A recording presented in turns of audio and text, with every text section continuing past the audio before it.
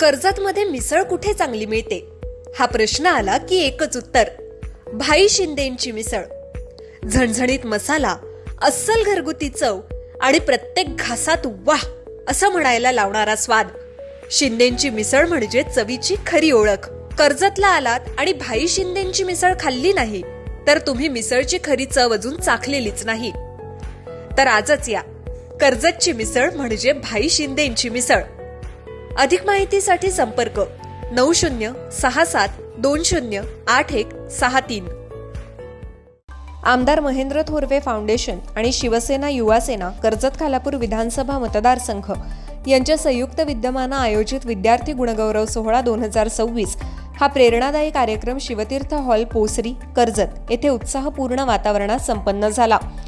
शैक्षणिक क्षेत्रात उल्लेखनीय यश संपादित करणाऱ्या गुणवंत विद्यार्थ्यांचा यावेळी सन्मान करण्यात आला.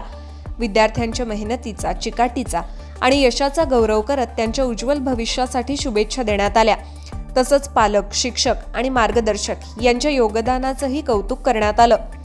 या कार्यक्रमाला आमदार महेंद्र थोरवे, जिल्हा प्रमुख संतोष भोईर, उपजिल्हा प्रमुख भाई गायकर, शिवराम बदे, भाई शिंदे, नगरसेवक संकेत भासे, कोयल कन्हेरीकर, प्रतिभा कारोटे, संजय मोहिते, अभिषेक सुर्वे, प्रदीप वायकर, सुदेश देवघरे, सुरेखा शितोळे, राजश्री आचरेकर, भास्कर दिसले, दिलीप ताम्हाणे, रमेश मते, नाना कर्णूक तसंच शिवसेना युवा सेना महिला आघाडी कर्जत खालापूरमधील सर्व पदाधिकारी उपस्थित होते.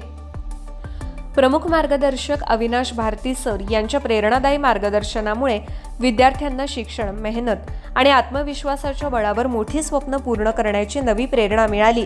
विद्यार्थ्यांच्या यशाचा गौरव करून त्यांना भविष्यात अधिक उंच भरारी घेण्यासाठी प्रोत्साहित करण्याचा हा उपक्रम विद्यार्थ्यांसाठी अविस्मरणीय ठरला.